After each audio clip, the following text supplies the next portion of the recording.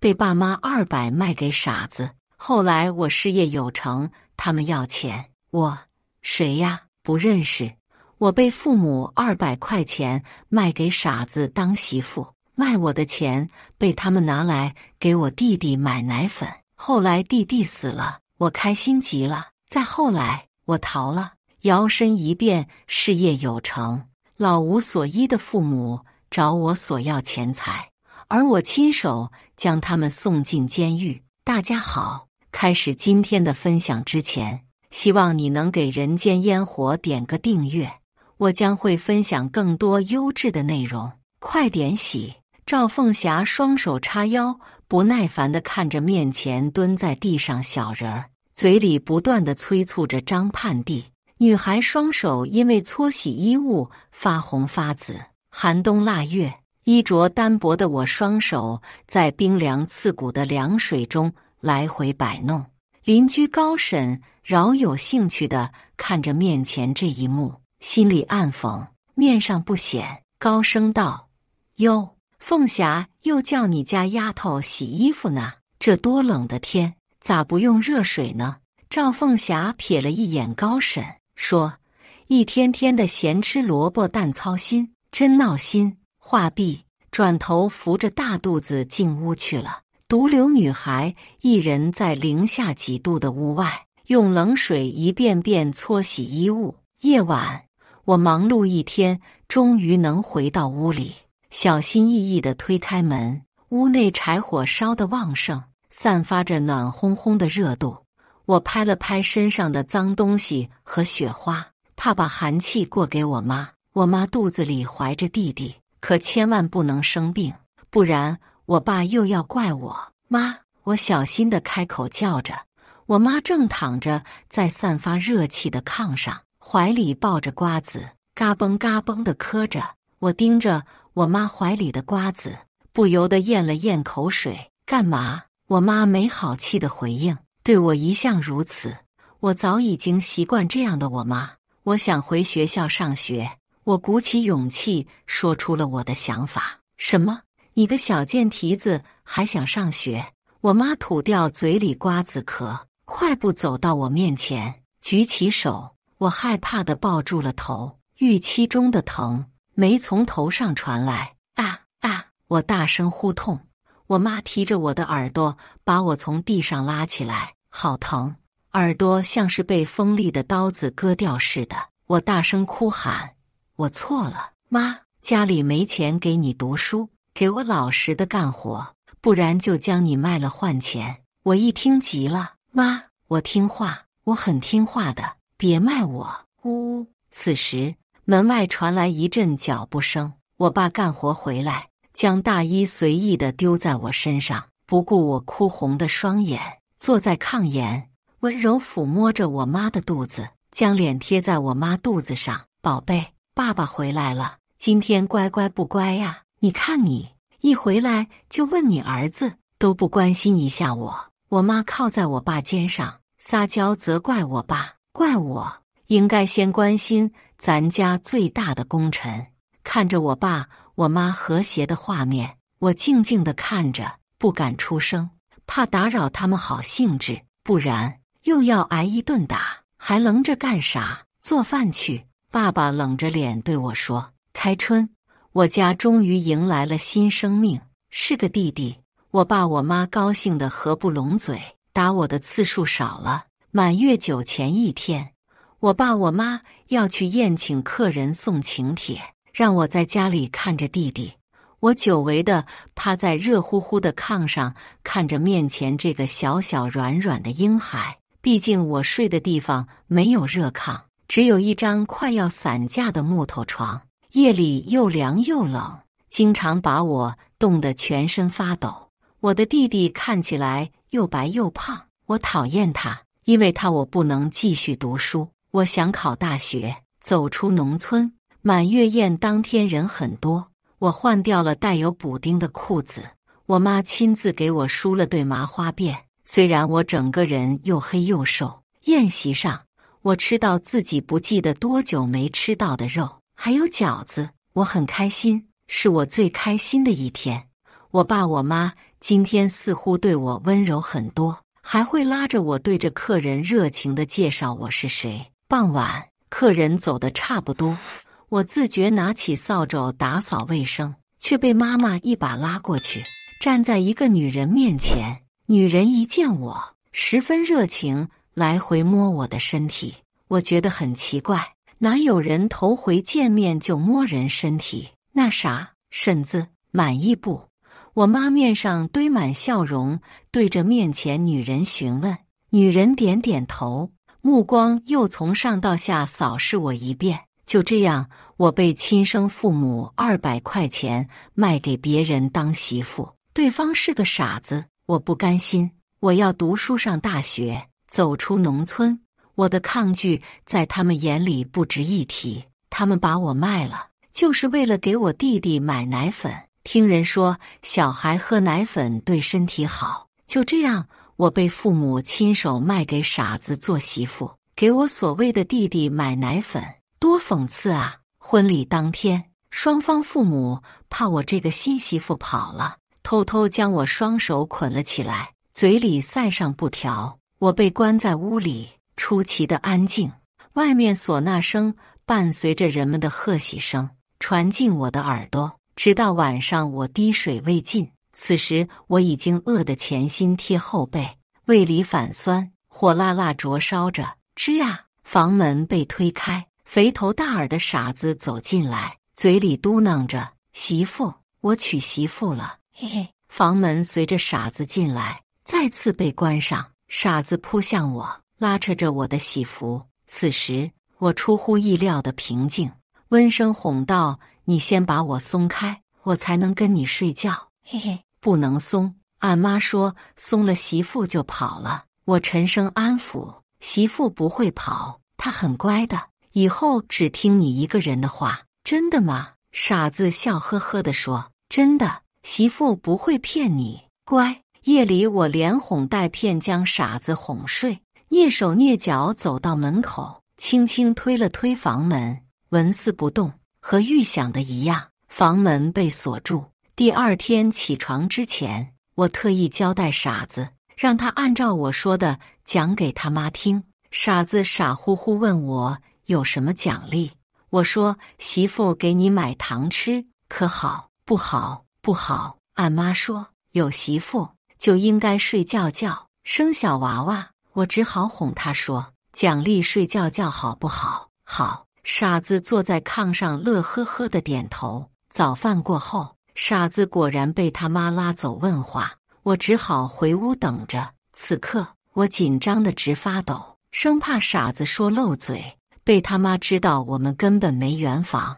差不多半个小时，傻子推门进屋，拉着我的手说：“媳妇，晚上我们继续睡觉觉。俺妈刚才夸俺，说俺厉害呢。”我心想，果然还是傻子好糊弄。好，晚上我们睡觉觉。我拍了一下傻子的头，一连好几天，傻子每天和他妈说我们每晚都睡觉。他妈见我似乎没有要逃跑的迹象，放下心，让我出房门。傻子很黏我，走到哪都要跟着我。他妈没办法，只好让我带着傻子出门，偷偷叮嘱傻子看好我，千万不能让媳妇跑了。我心里清楚，现在还不是逃跑的时候，得让他们完全放下戒心，再逃跑也不迟。我假装带着傻子在村里四处溜达，实则我在观察这个村子通往外界的路。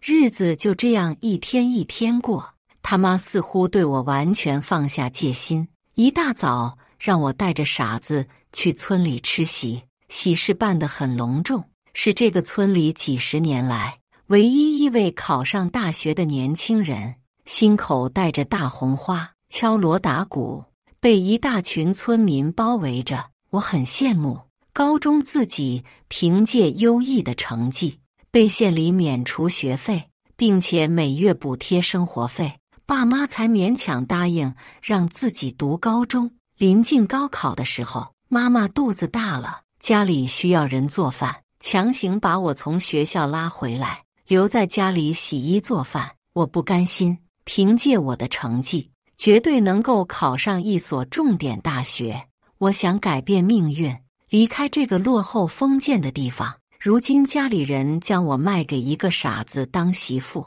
我可以借此脱离这个地方。我是未成年，傻子他妈把我买来是犯法的，我可以去找警方举报他们。接下来一段时间里，我故意表现很乖，让他们误以为我已经认命。我趁傻子他妈有急事外出，将傻子哄睡着，偷偷将傻子家钱偷出来。我没有多拿，只拿够去县城坐车的钱。奔跑在满是黄土泥巴的路上，我露出了久违的笑容。天不遂人愿，我被同村人发现，拦住去路。直到我名义上婆婆赶到，我的心凉了半截。她一声清脆利落的巴掌对着我的脸招呼下来，火辣辣的痛感席卷半张脸。此刻我一定很狼狈吧？围观人对着我指指点点。我被婆婆架着胳膊带回家里，扑通一声，婆婆抬脚将我踹趴在地上。屋里的砖头地冰凉坚硬，下巴磕在上面，很疼，耳边辱骂声不断。我又一次被关在屋里，这次一天只给我吃一顿饭，一顿饭只有一个小小的窝头，黑漆漆干巴巴的，让人难以下咽。傻子依旧陪在我身边，安慰我说：“媳妇不哭。”就这样，我被关了1个月，直到我想到一个摆脱现状的方法，假装怀孕。我开始装作没有胃口吃饭，捂嘴干呕，加上长期营养不良，我的脸色很苍白，连续几天没胃口吃饭，终于引起傻子他妈的注意。他开始观察我的反应。我为了效果逼真，偷摸扣自己的嗓子，反胃的效果，伪装成怀孕想吐的样子。一来二去，他妈似乎信以为真，从1天1顿恢复成1天3顿。早饭居然有他自己都舍不得吃的鸡蛋，伪装很成功，我暗自窃喜。直到某一天，婆婆将儿子拉进另一间屋里，神神秘秘嘱托着什么。傻子一边傻笑一边点头。他妈慈爱地看着儿子，摸了摸儿子的脑袋：“妈走了，快回屋吧，把门关好锁上。”我听着屋外说话声，心想傻子他妈终于走了。等了一会，傻子他妈走远，我坐在屋里再也听不到动静。我轻声呼喊傻子：“我有点难受，你能过来陪我一下吗？”我佯装身体不适，先把傻子骗到门口，忽悠他给我开门。“媳妇，你咋地了？”傻子果然没多想，屁颠屁颠的从院子跑到屋子门口，冲着门缝朝里喊：“媳妇，媳妇！”我虚弱的应了一声，咳嗽越来越厉害，声音越来越响，傻子急得快哭了。“呜，媳妇，你别死啊！死了没人跟我玩。”我朝门口喊道：“我口干，所以才咳嗽，我要喝水，你把门打开，我出去喝口水就好了。”我语气轻柔地说着。傻子很着急，嘴里不停地嘟囔着：“不行，俺妈不让我给你开门。”我见状咳嗽得更加厉害，傻子也是急得不行，连忙转身离去。片刻，他拿出一把钥匙，将门打开，直愣愣地朝我扑了过来，脸上全是泪水，掺杂着鼻涕，很恶心。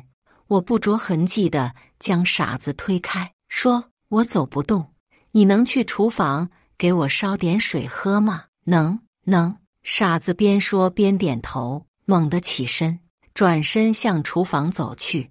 我看见傻子进入厨房后，收拾一下东西，将我攒了几天的馒头和鸡蛋用1块布包好，防止路上因为体力走不动再次被抓回去。我悄悄地溜着墙边，弯腰低头，快步朝外跑去。傻子并没有发现我逃走，我开心极了。时隔1个月，再次见到外面的天地和太阳，我不适地眯了眯眼睛。有了上次的经验，我专挑人少的地方走，这里地很广，人烟稀少，想要找到一个故意躲藏的人很难。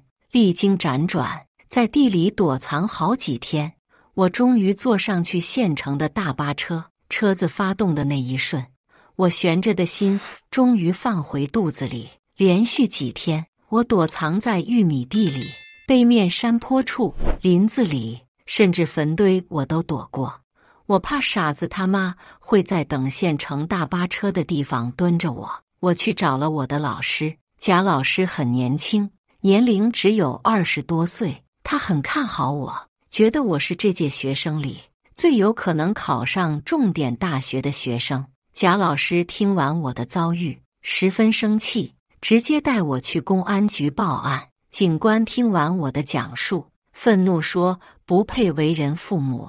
我爸妈以及傻子他妈和傻子一同被公安机关警官带回。一见到我，傻子他妈破口大骂：你个贱蹄子，居然诱骗老娘！看老娘不弄死你这个浪荡贱货！嫁了人一点都不安分。一旁的警官大叔看不下去，开口注意素质，随意辱骂他人，在我们警局可是要被关起来。傻子他妈顿时嘘声，眼神恶狠狠地盯着我。傻子不明所以，对着我嘿嘿地笑，嘴里不停地叫着媳妇。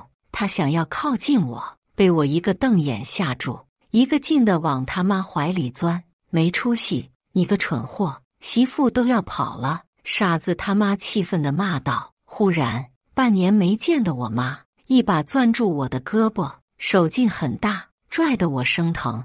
胳膊肉眼可见的留下一大片指印，清晰可见。啪！我的脸被扇歪，火热刺痛席卷着我。打得好，不安分的贱人就该打！傻子他娘在一旁添油加醋地说。警官快步将我妈拦下，皱眉斥责我妈怎么能打孩子呢？我妈一言不发盯着我。这时我爸上前打圆场，点头哈腰，笑呵呵地说：孩子不懂事，离家出走，我们这就将他带回家，给警官同志添麻烦了。等等！警官打断我爸说话：你家这孩子不是赌气离家出走吧？我爸迟疑片刻：孩子赌气说气话，你们不要相信，都是他胡编乱造。一言不发的我妈此刻转头看向警官，和我爸一起附和：呵，见过不要脸的，没见过你们这么不要脸的。一向不说脏话的贾老师此时此刻被气得飙起脏话，大声痛骂我爸妈。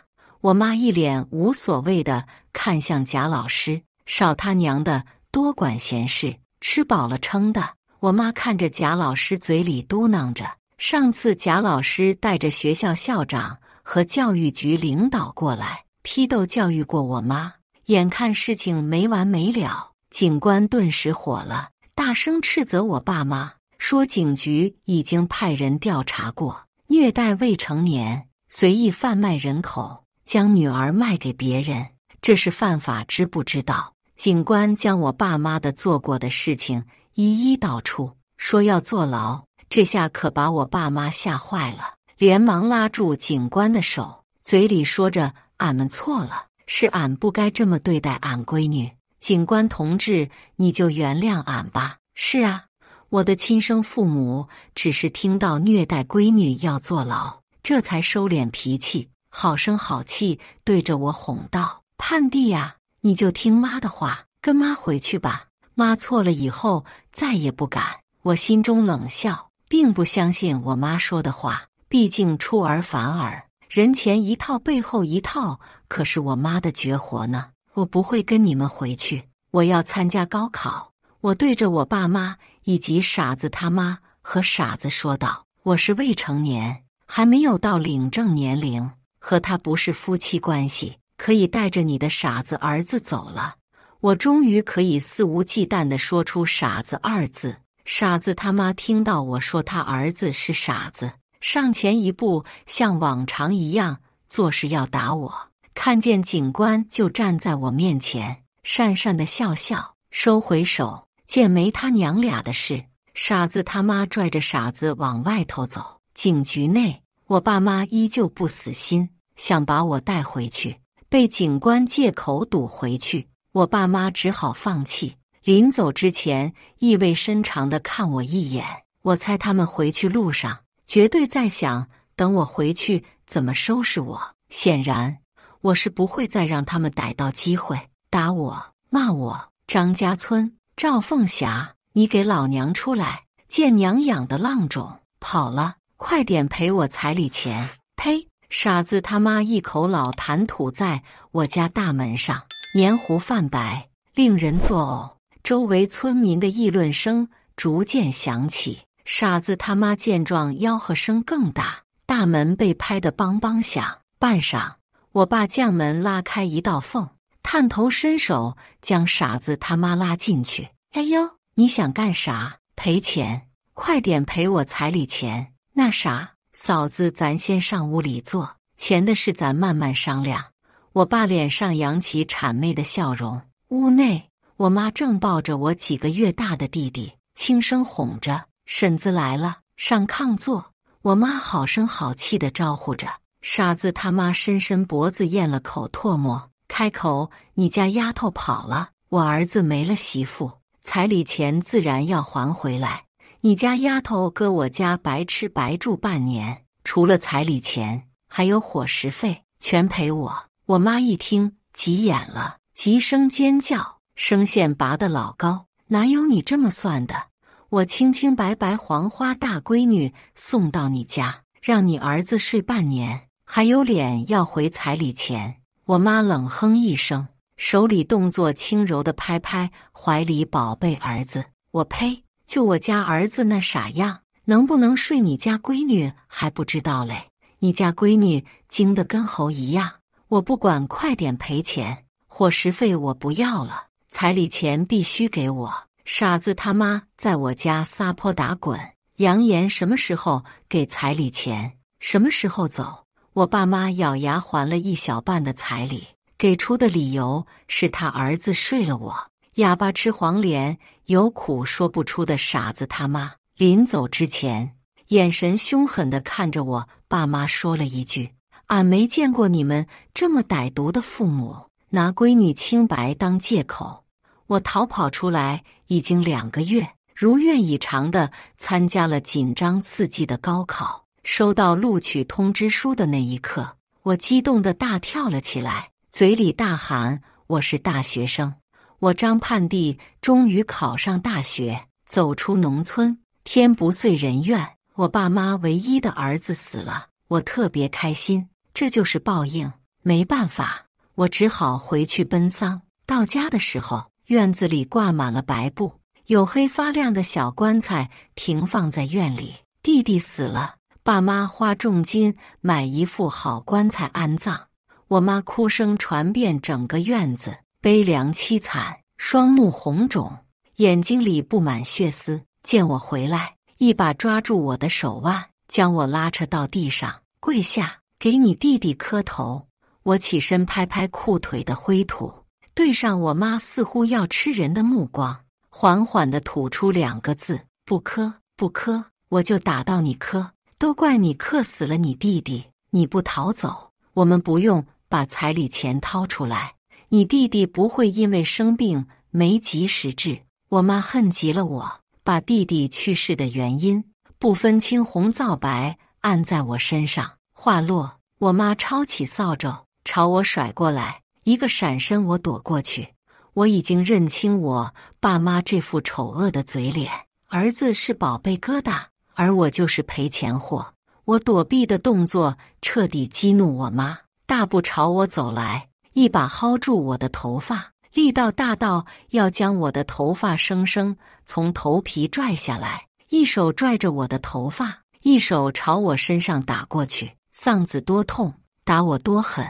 我妈将弟弟的死和痛苦全部发泄在我身上。我是人，不是东西，我也会痛。我挣扎和哭喊，无人理会。我妈打累了才停止，青紫红肿，破皮流血，遍布我全身，只有脸没遭到我妈毒手。这顿打把我仅存一点亲情念头打没。我异常冷静地开口：“我们断绝关系吧。”什么？我妈尖叫出声，还他爸你瞅瞅，这就是我们辛苦养大的闺女，居然要跟我们断绝关系。一向沉默的我爸开口，断就断吧。我爸靠在弟弟棺材旁边，抽着旱烟，咂巴咂巴嘴。我应声说句好，头也不回走了。远处传来我妈声音，对了，她现在不是我妈。女人对着男人说，龙宝没了，咱就这一个闺女，指望她给咱俩养老嘞。咱俩还年轻，肯定还能生儿子。闺女不要就不要了吧。大学4年我勤工俭学，打工补贴学费，还有每个学期的奖学金，顺利从重点大学毕业。我选择了律师行业，大概是我从小见识过太多不公。当时大学报志愿，毫不犹豫选择法律系，凭借优秀业务能力，我成功进入律师界数一数二的律师事务所，成为一名律师。今年是我从事律师行业的第7年，而我也到了而立之年。从农村走出去的我，在这7年时间里买了房和车，成为城市里大家口中的大龄剩女。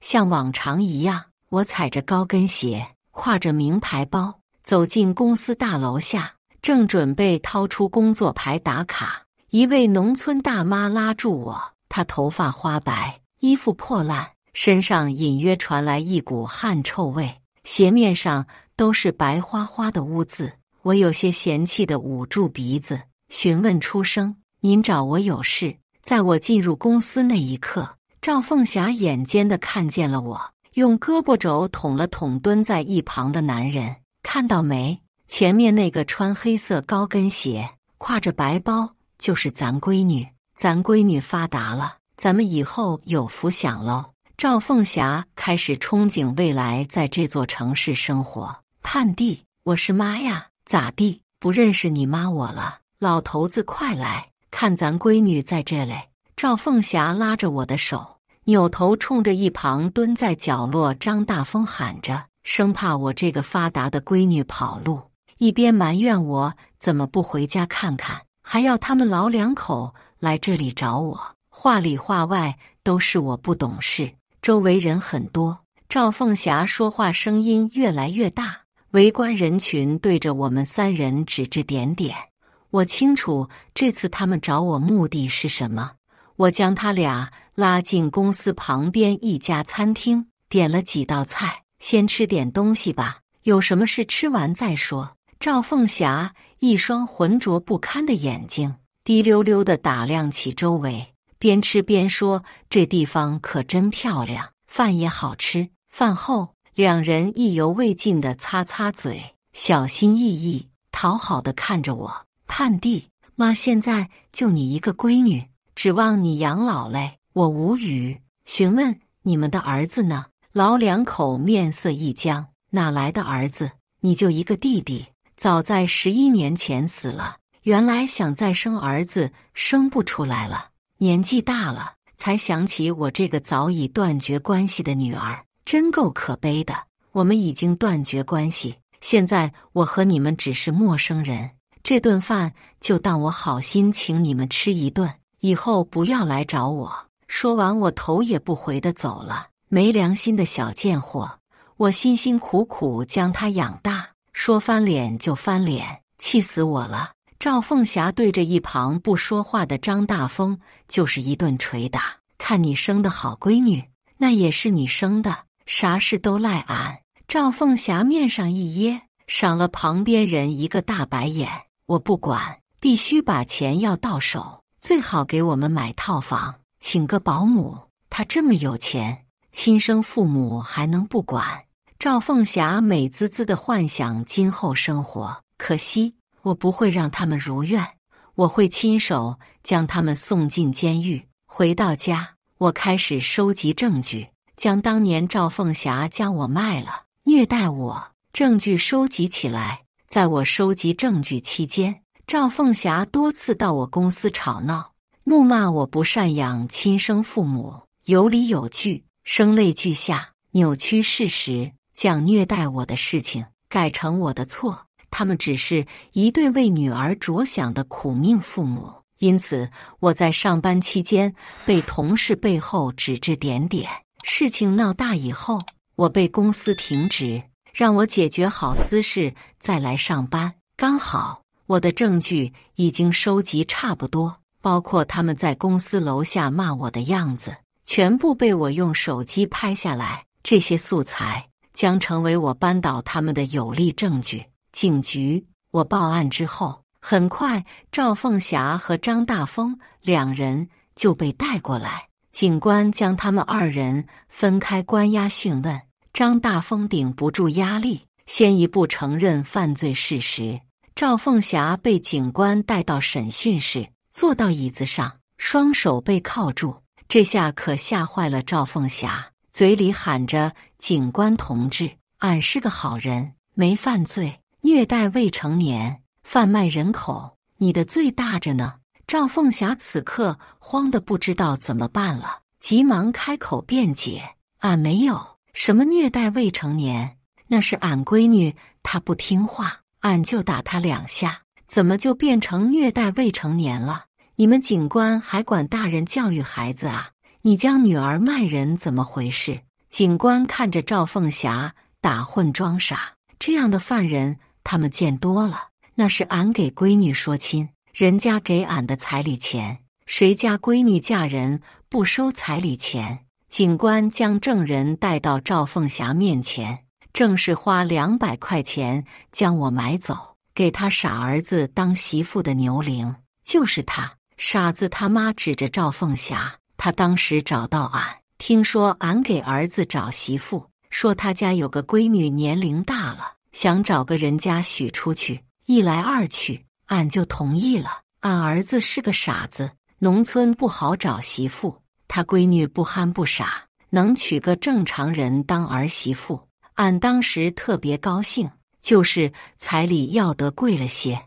俺当时有些犹豫，他说可以把闺女整个人都给俺家，以后不用回娘家，给了就是俺儿子的人。俺以为捡了个大便宜。结婚之后，俺按照赵凤霞说的做，将闺女锁在屋里，不让她出去。后面她还是找机会逃了，被俺逮到，狠狠打了一顿。再后来，她假装怀孕骗俺，又逃了出去，后面就断了联系。傻子他妈说完，看向警官，神情忐忑：“你知道受害人是未成年吗？”傻子他妈连忙摆手：“俺不知道。”这才反应过来的傻子他妈愤怒地说：“好你个赵凤霞，你闺女没成年，还敢给俺儿当媳妇，你个恶毒的老娘们，真是害人不浅。”说着，傻子他妈就要往赵凤霞脸上呼过去。干什么？警局不是你们撒泼的地方！负责案件的警官训斥的声音充斥整个审讯室。傻子他妈被人带了出去，只剩下赵凤霞面露菜色的瘫坐在椅子上，整个人快要被吓傻了。俺只是打自己孩子，给他找个婆家，俺没犯法，俺是冤枉的，证据确凿。赵凤霞还不死心，想要辩解，嘴里一个劲地说警官冤枉他。时隔1个月，案件判决书结果出来，赵凤霞和张大峰以虐待儿童、拐卖青少年，有期徒刑10年，监狱探监窗口。我和赵凤霞面对面坐着，电话里传来赵凤霞歇斯底里的哭喊声，她整个人趴在了窗口上，用力捶打着窗户，双眼死死地瞪着我，嘴里说着什么，想必一定是各种辱骂我的话。我看着赵凤霞扭曲变形的脸部，开心又痛快。坏人终于自食恶果。全剧完。接下来是我们本期第2个故事。我老公深夜转发了一条视频，他的前女友评论：结婚后这么惨吗？他回道：他不如你。我恍然大悟，原来你喜欢绿帽子啊，你早说呀。3年已逝，忙忙碌碌许久，终于把孩子哄睡了。我在黑暗中摸出手机，准备刷刷短视频放松一下自己。刷了几条觉得无趣，就切换小号，准备玩小程序游戏。朋友圈有红点，强迫症犯了。点开发现老公赵思和在10分钟前转发了一条视频，里边是各种各样拜金妻子的段子组合。手机是静音，可一条条弹幕很刺眼。原来婚姻中不幸福的不只是女人，所以男人结婚图什么？他心疼的不是钱，他只是觉得钱没有花在他身上。这样的女人不离留着干啥？看着看着，我突然一阵心凉，想到前几天我生日，难得的为自己买了一个金手镯。结婚之后，我省吃俭用，从未舍得给自己身上添置什么。前几天生日，我说想买个金手镯，赵思和主动提出带着我和孩子去买，金价很贵，我选了又选，买了克数轻的一个。我总想着孩子还小，花钱的地方多，能省点就省点。那天我很开心，还拍了照片发朋友圈。赵思和笑话我真肤浅，我没当回事，甜甜的冲他撒娇，谢谢老公，爱你。可才过了2天，就看到他转发这样的一个视频。我切换大号，果然没看到任何动态，他屏蔽了我，我气得眼泪上涌，给他发微信，孩子睡了，回来吧。赵思和秒回，我在客房睡了，你也早点睡吧。我关了手机，没再回任何消息，却忍不住埋在被窝里无声的哭泣。自从有了孩子，每晚赵思和都会躲在客房里，等我给孩子哄睡后，他才会回来。可最近1个多月开始，他总是隔3差5的不回来。我说他就总有一堆的理由反驳我。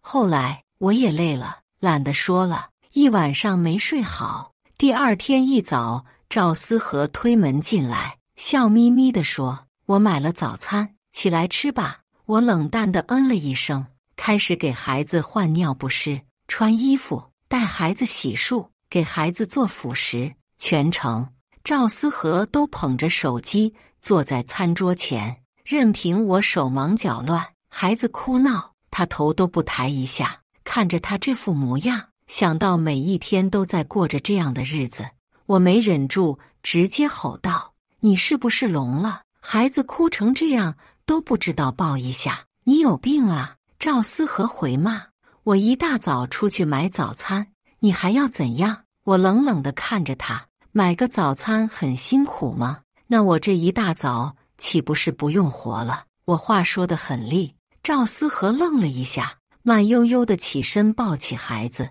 嘴里还嘟囔着：“你看你妈跟母老虎一样。”深吸了一口气，我压下喉咙间的怒骂，瞥到他手机还放在餐桌上。赵思和带着孩子去玩游戏了。我拿起他的手机，直接翻到微信，点开朋友圈，那条转发的视频下边备注静静的人评论：“结婚后过得这么惨吗？”后边跟着一个心疼的表情。赵思和在1分钟后回复：“他不如你。”加一个爱心符号。静静是他的前女友孙静。微信列表里，他和静静的聊天记录安静摆放在那里，像是对我的嘲笑。我从来不看赵思和手机，我对他无比信任。可如今这信任显得我蠢笨如猪，聊天暧昧裸露，夹杂着对我的谩骂诋毁，不堪入目。我真是受够了，天天对着个黄脸婆。哎呀，你这样说自己老婆，好坏呀，嘻嘻，还是你最好。我是不是比你老婆好看？那当然，她天天邋里邋遢的，一身怪味，哪像你香喷喷的。后面的聊天让我一阵阵反胃，我浑身发抖，恨不得将手机砸在赵思和脸上，问他：“你他妈的良心被狗吃了吗？”我每天在家带孩子做家务，没时间化妆打扮，所谓的怪味不过是孩子留在身上的奶腥味，偶尔会沾染一些屎尿。孩子太小，不管我怎么注意清理自己，这些都是不可避免的。我辛辛苦苦地经营这个家，却被赵思和如此羞辱。孩子的哭声再次响起，我咬牙放下手机。赵思和抱着孩子过来，往我怀里塞。你快点抱着，也不知道哭什么。他爹是死了吗？啥都找妈。赵思和噎了一下，气冲冲地拿起手机，丢下一句：我去上班了，你别一天天跟神经病一样。我怀里抱着哭闹不止的孩子，耳边是老公神经病的评价。我开始想，我这3年的婚姻究竟给我带来的是什么？嫁给赵思和的时候，他一无所有，甚至连钻戒都是19.9包邮的。赵思和很内疚，他抱着我承诺：小琪，别人有的以后我都买给你。那时候的我觉得2个人在一起有爱情就行，其他的都不重要。可后来他挣了钱，我依旧什么都没有。一整天我心里都堵得厉害。如果赵思和只是发了视频，或许我还能继续，可他和前女友再次联系上，性质就变了。赵思和他走在了出轨的路上，而结婚的时候我明确地告诉过他，出轨和家暴零容忍。下午的时候，赵思和发来微信，晚上和客户吃饭。哪个客户？你又不认识，问那么多干啥？字里行间都是不耐烦。我苦笑一声，赵思和他已经忘了，他的很多客户都是我和他一块攻下的，就连他如今的工作都是我给他找的。他能有今天，我功不可没。可自从我生了孩子，成了家庭主妇，在赵思和眼里，我变成了蠢笨无知、蓬头垢面的黄脸婆。我放下手机，忙完了一切，等将孩子哄睡后，赵思和还没有回来。我打开微博，输入了一个昵称，我想静一静。这是赵思和微博里的特别关注。刚在一起的时候，我看到了，他为了表示过去的就过去了，立马删除了。可我还是记住了。这些年，我只在结婚前看过一次，还是因为在赵思和的抖音里刷到了孙静。现在我再次输入，还是他，这么多年都没有变。最新的一条发布在半个小时之前，兜兜转转还是你，爱心。配图里，孙静妆容精致，笑容灿烂地靠在一个肩膀上，和男人的手十指相扣。我看着那出镜的无名指上的戒指，竟有点想笑。那是结婚2周年时我买给赵思和的，只看一眼我就知道是我的东西。我翻看了一下孙静之前的微博，原来早在1个月之前他们就重新联系上了。我记得那天，因为赵思和说他要去外地一趟，我没有多想，那个地方确实有一个客户，是我的大学同学。将孙静的微博翻到底，我也知道了不少事情。他当年背叛赵思和，爬上别人的床后，并没有过上他想象中的生活。反观赵思和，事业有成，蒸蒸日上，也算是成功人士了。我的心里难得平静，似乎也没什么可哭的，只能说自己看错了人，背叛了我，便要付出代价。像赵思和这样的贱男人，就应该被人玩弄。我能将赵思和捧起来，便能让他摔得惨烈，就是不知道重新一无所有的赵思和，孙静还能看上吗？赵思和一夜未归，我也一夜未眠。我想了一夜的离婚，却突然发现，这么多年没有一样东西是抓在我手里的。赵思和的工资卡从来不在我这里，他总说管钱太累了，他拿着就好。我要花钱了，直接给他说。而我们的房子也只写了他一个人的名字，还是结婚前全款买的。但当时我们家里出了一大半的钱。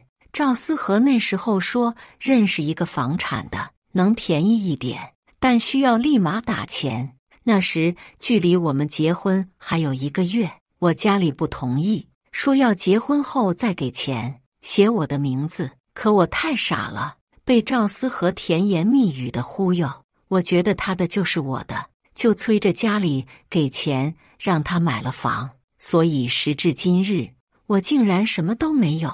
我握紧拳头，离婚是肯定的，但该是我的他们一分也别想拿走。8点多收到赵思和的信息：老婆，昨晚喝多了，睡在公司了，今晚下班带你去吃好吃的。好啊，老公辛苦了，老婆你真好，爱你。我冷笑一声，希望你一无所有的时候还能觉得我好。让我爸来带走孩子。我化了妆，搭配了衣服，去了赵思和公司旁边的咖啡店里。坐在咖啡店里，看着来来往往的职场女性，说不羡慕是假的。曾经我也是他们中的一员，可如今我连化妆都显得生疏。后悔了吧？调侃的声音在一旁响起。沈宇在我对面坐下，看着他依旧意气风发，我不自然地避开他的视线。是后悔了。沈宇顿了一下，收起了玩笑的样子。琪琪，发生什么了？赵思和出轨了，和他前女友。我帮你。我惊讶地看向沈宇，你还跟以前一样，什么都能猜到。是啊，我还跟以前一样，可你变了很多。我难堪地低头，我确实变丑陋了。沈宇大笑，这点没变，还是一样傻。你这人从认识第一天就一直说我傻，不傻怎么会被赵思和骗走呢？陈宇直直地看着我，黑沉沉的眼眸让我不敢直视。我想去你公司入职，想让沈总你开个后门，就这。陈宇不解，想弄垮赵思和我直接下手就好。以前是顾及你，他的客户我都不去动，和赵思和竞争。这次我可是很有把握的。我知道沈宇说的是工作的事情，可他的眼神让我心惊。我想自己动手，我给他的东西，我要亲手夺回来。你早该这样，赵思和他远不如你。陈宇长叹一口气，而我又何尝不替自己惋惜。明明那个时候我工作能力比赵思和强，也比他更容易晋升，可在最关键的时候，我怀孕了，先兆流产，只能静养。在赵思和家里人的劝说下，我辞去了工作，而赵思和坐在了本该是我的位置上。和陈宇道别后，我顺路拜访了以前熟悉的老客户，这些人现在都是赵思和的客户。看到我，他们都很惊讶。小琪呀，你怎么有空来了？听赵总说，你在家做全职太太享福呢。原来在赵思和眼里，我在家就是在享福，真是可笑。我笑容不变，和他们客套。这不是总听思和说公司对客户福利越来越好了，光是今年返利都升了2次了。你们都是陪我一步一步走过来的老客户了，看你们挣到钱了，我也高兴。今天正好去思和那里给他送东西，就顺路来看看你们。听了我的话，他们面面相觑。一个以前和我关系最好的大姐问：小琪，今年涨了2次吗？是啊，我前些日子刚听思和说的。可我们就1次啊。我脸色一变，赶忙说：许是我听错了，我这天天在家带孩子，都神经衰弱了。不说了，孩子等着呢，我先走了。我急匆匆地离开，眼底装满笑意。赵思和他已经贪污客户返利1年了，这件事在公司里本没什么，是大家都默认的潜规则。可客户这里知道自己利益被侵犯，得不到解决，自然不可能继续合作。赵思和觉得我成了家庭主妇就什么都不懂了，可他每次打电话，我心里对所有的事情都明明白白。我曾委婉地劝过他，可他一句你懂什么，让我选择了闭嘴。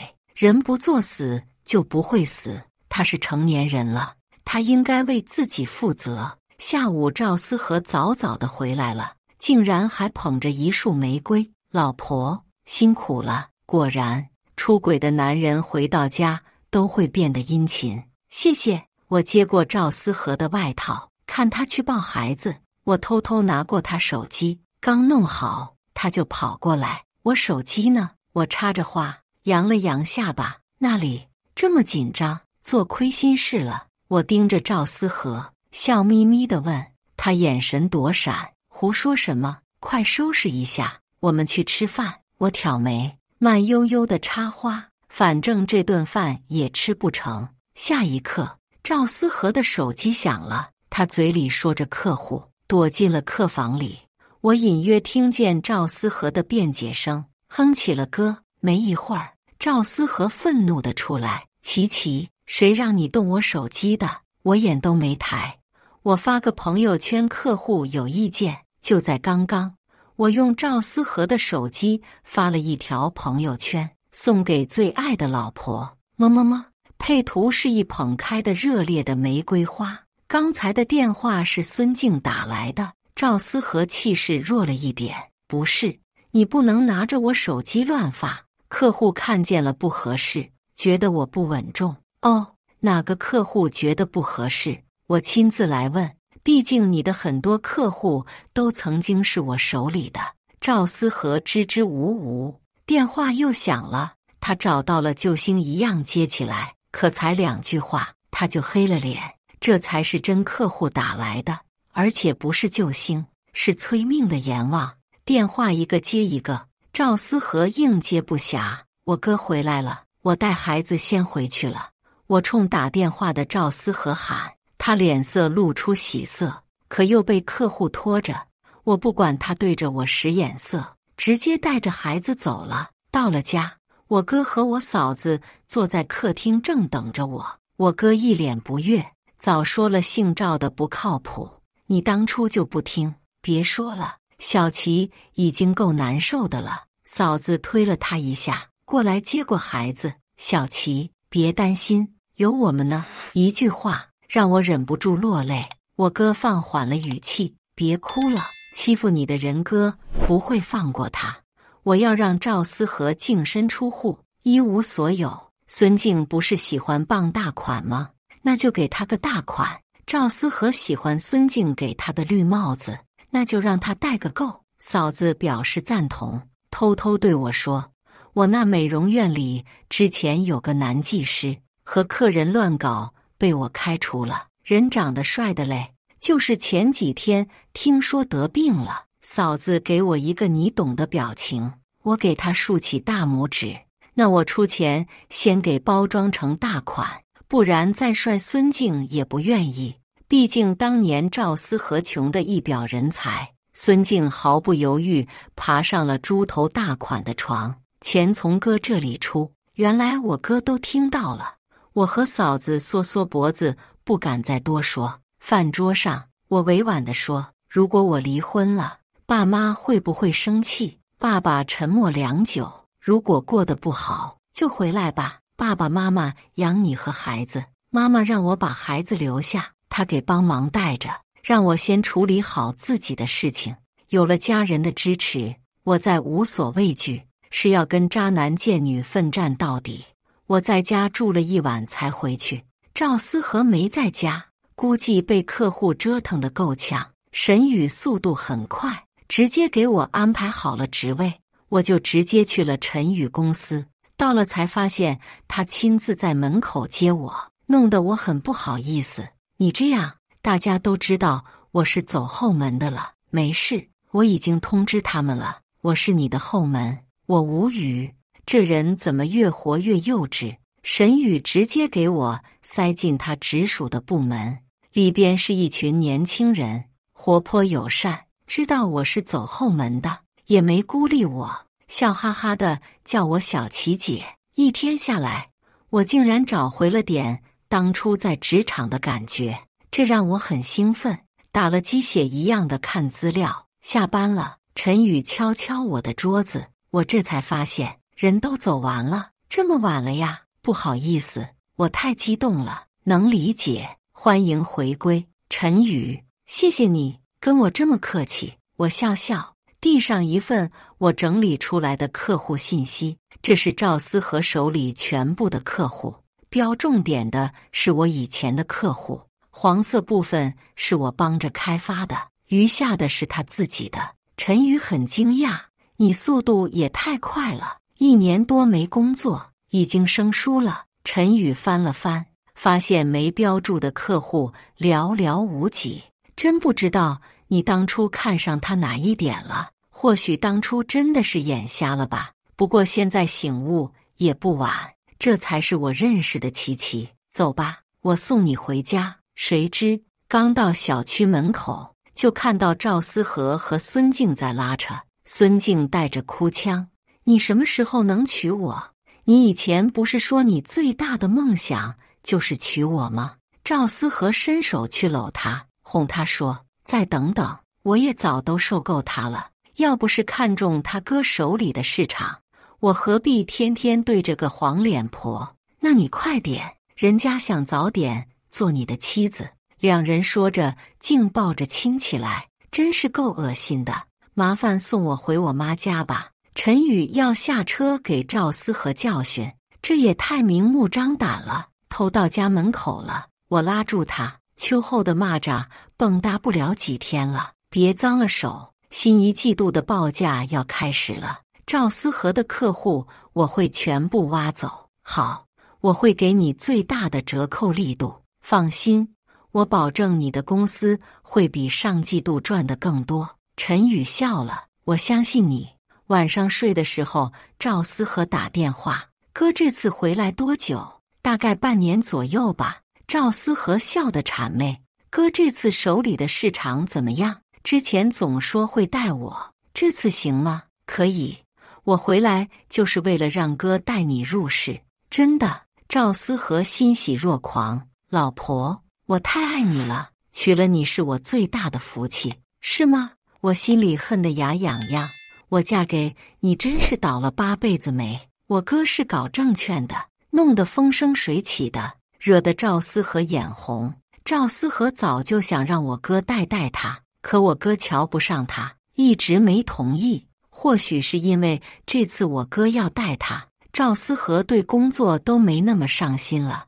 我让一个公司的小姑娘出面，我在幕后策划。没多久，以前我的客户就又被挖过来了，甚至没用到折扣，客户就甘愿过来。可见赵思和膨胀的对客户毫不花心思。嫂子那边进展也很快，不愧是做美容的，很快就引来孙静去消费。她拉了一个群，孙静总在里边炫耀自己。我装作不认识去加她，说羡慕她，想跟她做朋友。我不认识她，可她肯定从赵思和那里认识我，但她还是通过了我的好友请求，总给我发她男朋友对她有多好多好。在她看来，我就跟个傻子一样。孙静的朋友圈新发了一个照片，是 C 家的一个包包，配文：我喜欢的你都会满足，爱心。这个包我也很喜欢，可从不舍得买。我总想着为将来打算，想着这个家里都是用钱的地方。可事实证明，你舍不得花的钱，总有别的女人来替你花。所以我直接给自己订了一个更贵的包包。第二天发了一个只孙静可见的朋友圈：谢谢老公的包包，我很喜欢，爱心。之后一整天，孙静都没再给我聊天炫耀。傍晚的时候，赵思和来到我妈家，一进门就给我拉到角落里抱怨：你买包了，买那么贵的干啥？又不能吃不能喝的，孩子用钱多，我上班也很辛苦，你怎么能乱花？哟，这话说的我就不爱听了。怎么了？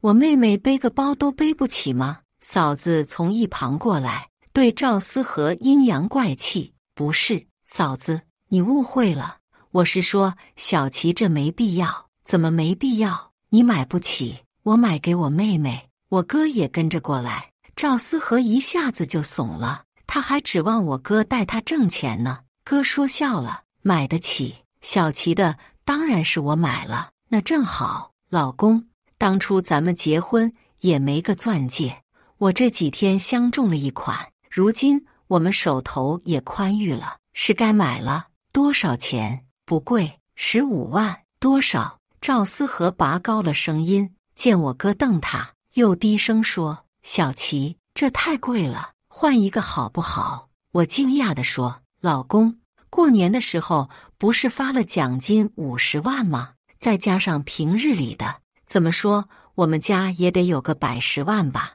再说了，这是对结婚弥补，不算贵。我哥也说，等这次市场我带你进来，这点小钱不算什么。赵思和一听，咬咬牙，直接转给我20万。我看着赵思和肉疼的样子，恨不得扇他2巴掌。从跟孙静开始到现在不到2个月的时间，已经在这个女人身上花了50万了，也不见他心疼，花给我这个陪着他苦日子过来的妻子，他反而心疼得不得了。赵思和，你等着，该你肉疼的还在后边呢。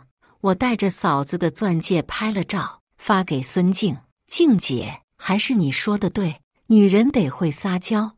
你看我老公给我新买的钻戒，20万呢。孙静发了一个怪异的表情，没再说话，看来是气得不轻。我心情愉悦，哼着歌去上班。碰到沈宇，他又敲我的头，这么开心。昨日坑了渣男20万，又气到小三，怎能不开心？陈宇一瞬间脸上有一丝心疼。你们结婚这么多年，钱都不在你这。哎，打住！你肯定又要说我傻，好吧，我承认，我之前确实挺傻的，算你有自知之明。来吧，告诉你个更开心的。随着沈宇来到办公室，他递给我一份表格，我一页页翻过去，惊呼：这几个赵思和年度最高的客户，你拿下了！沈宇一脸得意，也不看看我是谁。我立马鼓掌，沈总威武，当然也有你一份功劳。陈宇笑了，你仔细看看。我仔细一行行看过去，才发现有2个客户签的合同都是和妻子一起的，妻子的名字也在上边。也就是说，只有夫妻共同签署合同才生效。可我还是不解。陈宇解释道，这2位客户都比较喜欢忠贞的夫妻关系，收礼回礼也都是夫妻一体的。说到这，我突然想起来，这2年送礼，这2个客户赵思和总会让我也参与进来，而女性的礼物通常都是由我准备的，还有我们一家的明信片。你给他们说赵思和出轨了，没那么直白，点到为止。在他们看来，一个对夫妻关系都不忠诚的人，对客户又怎么会忠诚呢？而且赵思和吞客户返利的事情，他们也有所耳闻。我感慨，赵思和这算是自己毁了自己的招牌。随着客户的流失，赵思和这些日子越发缠着我，让我催我哥。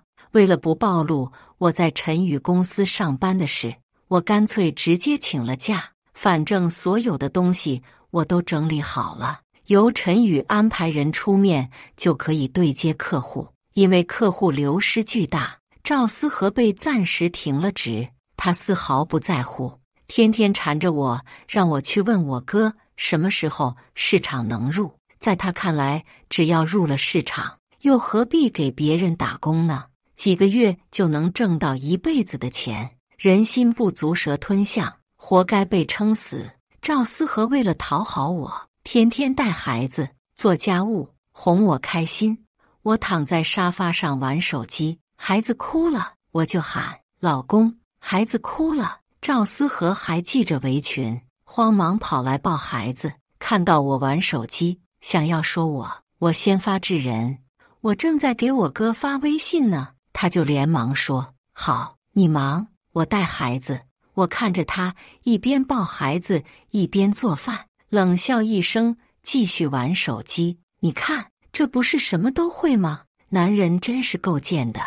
我拍了照片发朋友圈，仅孙静可见，带着孩子做饭的老公最有魅力了。爱心。5分钟不到，赵思和的手机响了，他正忙得不可开交。小琪，帮我接一下电话。我刚拿起来，他又清醒过来，慌乱地夺过去，将孩子递给我，讨好地说：“应该是客户，你先带一下孩子。”我逗着孩子，听着赵思和压抑的争吵声，我都说了，我现在需要他哥带我，我自己闺女，我抱着怎么了？你别无理取闹，钱就知道要钱，你到底爱钱还是爱我？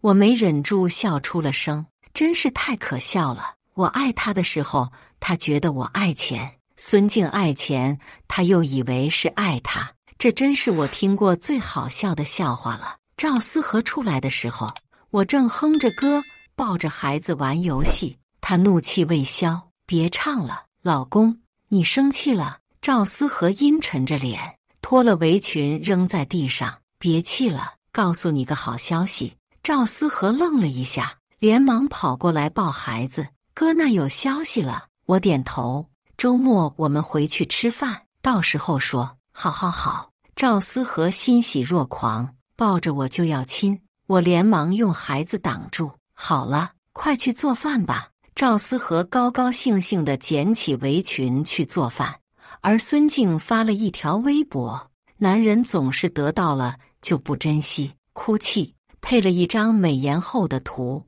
真是我见犹怜。我给嫂子发消息，帅哥可以上场了。嫂子回了 OK。帅哥本就颜值高，再加上我们的包装，租了豪车，一身名牌，接连几次出现在美容会所，身边跟着不同的女性，且每次都出手阔绰，动辄就去10几20万的充卡。在赵思和那里碰壁的孙静自然而然就被吸引了，他开始向服务员打听，嫂子一早就安排好了服务员。那位可是外地来的老板，家里好多生意，自己是弄全息影像什么东西，我没学问也不懂，但听着就是烧钱的东西，给小费可大方了，每次带女朋友来都充好几10万的卡。孙静装作遗憾的样子，有女朋友了呀。服务员凑近他，每次都带不一样的，要我说，姐，你长得这么好看，要是你估计就能成正牌女友了，真的。孙静眼睛里闪过金光，真的，你在我们这会所里数1数2。孙静被夸得飘飘然，在下一次和帅哥碰面时，一不小心摔进了帅哥怀里，两人相见恨晚，聊得不亦乐乎。临走，孙静的美容卡里多了10万。当晚，我嫂子发消息，成了。我放下手机，看到赵思和皱着眉头，时不时地看看有没有信息。我知道是因为孙静一直不理他，他又在犯贱了，但我还是装作关心的样子。我哥说就这几天了，你怎么闷闷不乐的？没有，我是在想我们要不要拳头，能拳头当然好，我哥这么厉害，难得跟一次，当然跟大的好。可我还是在晚上赵思和睡着后，发现他给孙静赚了5万。看来前女友的杀伤力着实的大，而孙静压根没回他。也是，有了大粗腿，谁还看得上苍蝇肉？等到了我哥说的前2天，赵思和见完我哥后回来，一脸严肃，时不时叹口气。我急得问他，有变故吗？没有，就是。赵思和欲言又止，又是一声长叹。哥说，这次市场100年难遇，得赌的大点，可咱们手里没多少钱。怎么会没多少？我记得最起码有个200万没问题吧？赵思和眼神瑟缩了一下，没那么多，就100万。我瞠目结舌，怎么会？哎呀，反正就是花了吗？孩子天天这些那些的，你别管这个了。现在的问题是我们怎么弄更多的钱？100万就100万，就这样吧。不行，我不甘心。可我们没别的了，也就这个房子还值点钱。赵思和咬咬牙，我们把房子卖了，我再去网上贷款。反正哥说这次3、5个月就可以，是短线，最起码5番。房子卖了，我们住哪？就这样决定了。你们先搬回家住，我自己住旅社。老婆，坚持一下，到时候老公给你买个更大的房子。我撇嘴，若真是有了钱，只怕住大房子的是孙静吧。赵思和眼里都是狂热，我装模作样劝了2句，带着孩子回了娘家。赵思和动作很快，麻溜的在中介签完了卖房协议。我看了看合同，算是贱卖了，真是可惜了我一手布置起来的家。从此，我和赵思和再也没有家。赵思和又继续签了几家网贷，都不太正规，利息很高，但给钱多，前后后凑了500万。赵思和拿着钱斗志昂扬地进去了我们布置好的市场。赵思和不太懂这种市场的操作，由我哥全面负责。在此之前，我哥让赵思和签了委托协议，这不用签，哥，我相信你。赵思和有些犹豫，我哥严肃地说，不签我就犯法了，那你得自己操作。赵思和连连摆手，给签了。刚开始的2个月里，数字直线上升，很快就3番了。赵思和高兴得睡不着觉，天天打了鸡血一样。我带着孩子在娘家，赵思和肆无忌惮地和孙静联系。孙静听说赵思和能挣大钱，又赶忙讨好赵思和，可那边的帅哥大款花钱大方，他又舍不得断，就这样两边玩着，不亦乐乎。我找人跟着他们拍了不少照片，听着他们在背地里骂我蠢，那我傻，说有了钱就一脚把我蹬了。赵思和说，我压根就没爱过他，当初不过是寂寞了玩一玩，谁知道稀里糊涂就结了婚，等这次赚了钱，我就给他离婚，到时候用孩子威胁，让他净身出户。听到传回来的这些话，虽然这些时日已经看开了，可还是忍不住泪流满面。原来我曾以为的那些美好时光，不过是寂寞了玩一玩。回想那时，赵思和长得白净，戴着金丝眼镜，又很会说话，哄女孩子，完全就是网上说的斯文败类的感觉。我在此之前没谈过恋爱，被家里保护得太好，也是真的太傻，就被他给迷惑了。真正确定关系是他一次醉酒后说起前女友，说对他那么好，可为了钱，他还是背叛了他。那天他絮絮叨叨说了很多，我蠢得要命，只觉得这个男孩子让人心疼，在他的故事里哭得不能自已，就那样让自己深陷沼泽。所以女孩子千万不能因为心疼去爱一个人，你心疼他，他却心疼别人。刚开始我们也过了一段甜蜜的时光，后来我将赵思和带去这个行业，一步一步带着他往上走，而我一步一步滑落。我擦了擦泪，看着摆在桌子上的照片，你们不是觉得我蠢吗？那我就让你们认清楚自己。赵思和和孙静已经玩得忘乎所以，他们认为这些钱已经落入他们的口袋了。在我的安排下，帅哥亲眼目睹了孙静和赵思和的约会，他怒火冲天，拉着孙静要找赵思和对峙。孙静当然不肯，只抱着帅哥哭。眼见帅哥不好糊弄，孙静权衡利弊后要和帅哥分手。分手可以，我花在你身上的钱你给我吐出来，你还是不是男人？花出去的钱还要不给，那我就去找你的野男人，让他给。孙静害怕惹到赵思和，彻底就什么都没有了。他含着泪同意还钱，还了钱就不要再纠缠我，当然95万1分都不能少。孙静这些年靠着傍大款过活，手里是攒了点，可这一下子就全部掏空了。难过的他病了一场，好了之后更努力地讨好赵思和。而另一边，我和嫂子数着钱，将赵思和花在孙静身上的60万扣下，其余的就是帅哥的劳务费了。拿了这么多，帅哥立马去了别的城市潇洒。我开始频繁地给赵思和打电话，今天要去公园玩，明天要去打疫苗，再然后又要逛商场给孩子买衣服。一会儿我妈家里水管堵了，一会儿又要换家具，再然后阿姨请假了，还要大扫除，搞得赵思和筋疲力尽，孙静恨得牙痒痒。但看在钱的份上，赵思和还是乖乖地给我当孙子。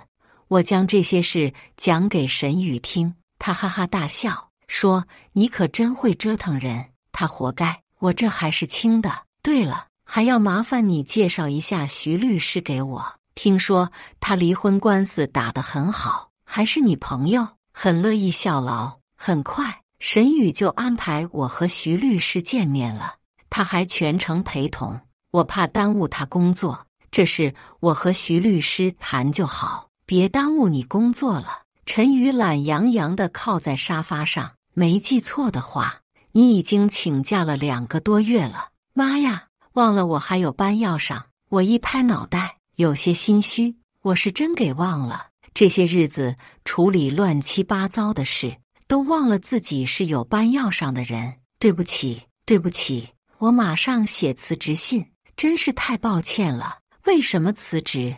你明明干得很好。陈宇坐直了身子，认真地看着我。我其实有别的事情想干，当时不过是想凭自己的努力击垮赵思和。知道了。陈宇再次往后一靠，你和徐律师继续，我睡会儿。我将手里现有的证据都交给徐律师，他说证据够了，财产没问题，哺乳期孩子抚养权归母亲所有。因为陈宇的关系，我将以后做的事也简单透露给徐律师。法律上，他签了委托协议，你哥那边没问题，只是你们婚姻存续期间，他的贷款你也有责任。不过辩护的时候，我有办法让你不用管。谢谢徐律师了，这件事就麻烦您了。我连连道谢。徐律师看了沈宇一眼，笑道：“快别谢了，我怕有人要揍人了。”我尴尬地看看沈宇，他闭着眼睛，嘴角却带着笑。徐律师离开后，沈宇突然说：“这些年受苦了。”气氛有些微妙，我落荒而逃。等距离投资4个多月的时候，赵思和天天赖在我娘家不走，每天问我哥多少钱了，我们都很烦。正好他和孙静也开心这么久了，也该哭了。我找人将孙静和帅哥的照片交给赵思和，其中好多大尺度的还是帅哥亲自拍的。照片上时间清清楚楚，赵思和一下子就知道自己头顶有多绿了。跟着的人说，赵思和和孙静大吵一架，赵思和一边哭一边打孙静：“我对你那么好，你为什么背叛我？以前我没钱，你背叛我，我原谅你，因为我不能给你好的生活。可我现在有钱了，为什么你还要这样对我？”赵思和打完，蹲在一旁，哭得极其伤心。路人报了警，赵思和被抓进了警察局。我请徐律师去保释的赵思和，顺便将离婚协议拿给他看。赵思和在监狱里待了一夜，双眼布满血丝。看到离婚协议，他疯狂地将其撕毁。他跪在我面前，一遍又一遍地抽打自己耳光。小琪，我该死，你原谅我好不好？我是被那个贱女人给骗了。你别离婚，我们马上就有很多钱了，我会加倍对你好的。你想想孩子，他那么小，不能没有爸爸。小琪，我爱你。哎呀，你身上怎么一股子怪味，好难闻啊！我捂着鼻子后退一步，眼神戏谑地看着赵思和。赵思和神情一怔，慌乱地在自己身上嗅。我只是没洗澡，洗就没味了，洗不掉的，因为你本质就是又脏又臭的。我扔了一叠照片在赵思和脸上，砸得他脸歪在一边。赵思和，你只要签了离婚协议，我除了孩子什么都不要。真的，赵思和脸色一喜，又赶紧掩盖下去，挤出几滴眼泪。小琪，不要离婚，我们一起过好日子。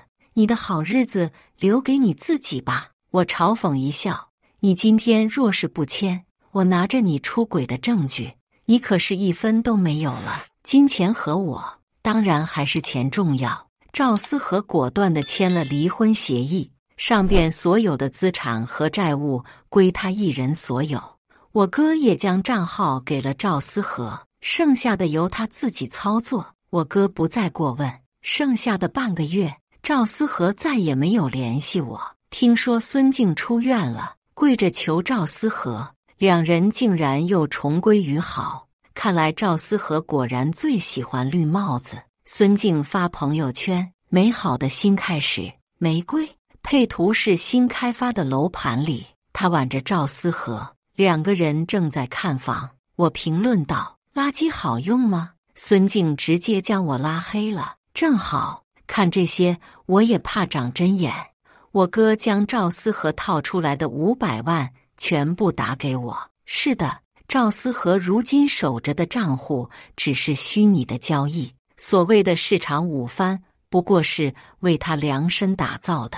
他但凡没那么贪婪，就应该想到哪里会有如此简单的挣钱之路。我哥在这个行业摸爬滚打了10年，才小有所成，但也不敢说自己什么都懂。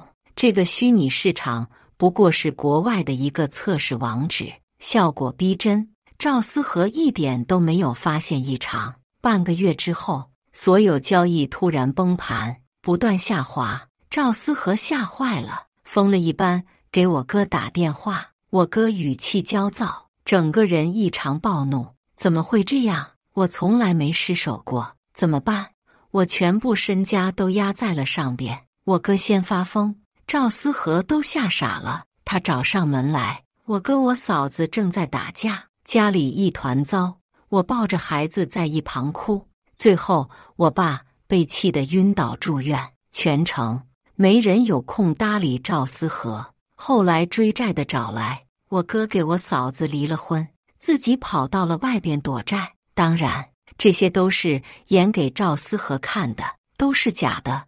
我哥还语重心长地对赵思和说，高利贷那群人杀人都敢，赶紧跑吧。赵思和哭得一把鼻涕一把泪，扯着我哥让我哥赔。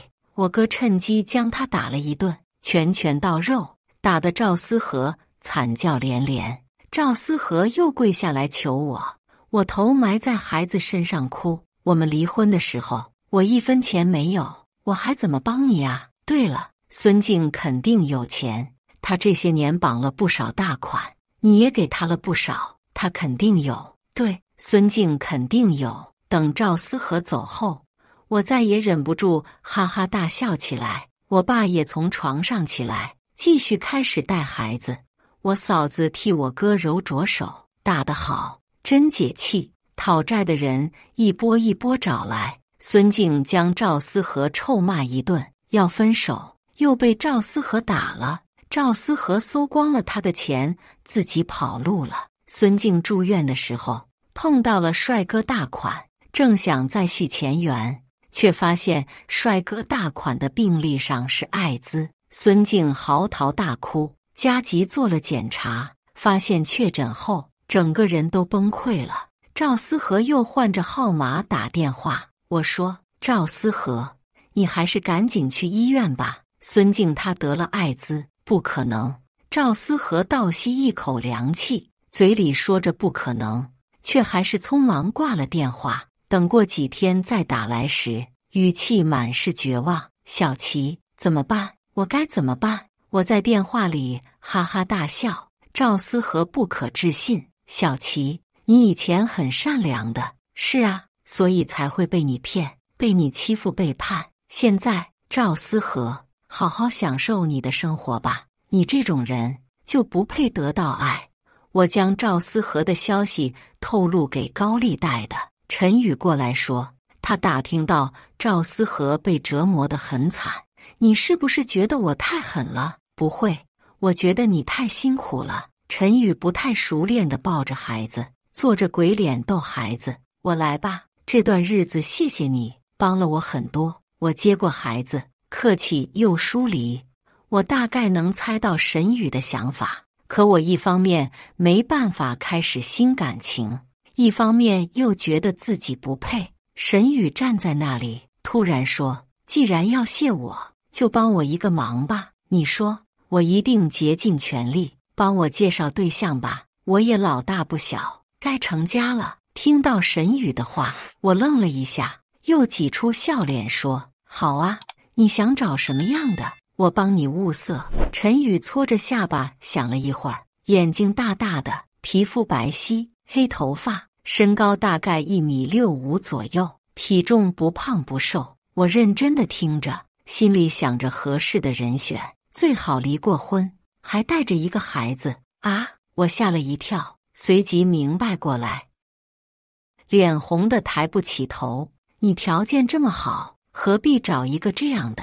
因为在4年前，我错过了一个人，现在我不想再错过。我嗫嚅着，我从来不知道你。沈宇走过来，盯着我的眼睛，让我无处可躲。那时我不善言辞，总想着默默地在你身旁，你总会知道。等我意识到你要被抢走时，我急着去表白，可还是晚了一步。赵思和给你表白的那天，我也去找你了，可我赶到的时候，只看到你们相拥在一起。那时你笑得很开心，我想只要你幸福，我就满足了。可如果我知道之后你会这么难过，那时我一定努力把你抢过来。陈宇双手扶上我的肩膀，现在能不能给我一个机会？可我别急着拒绝，我们慢慢来。沈宇适时地给我距离，我明天再来看你和孩子。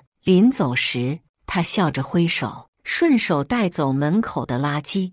我心口暖暖的，或许新的开始也是值得期待的。以上就是今天分享的故事，大家有什么想说的、想吐槽的，欢迎在下方评论交流，也更希望能给人间烟火点个订阅，我将会分享更多优质的故事内容。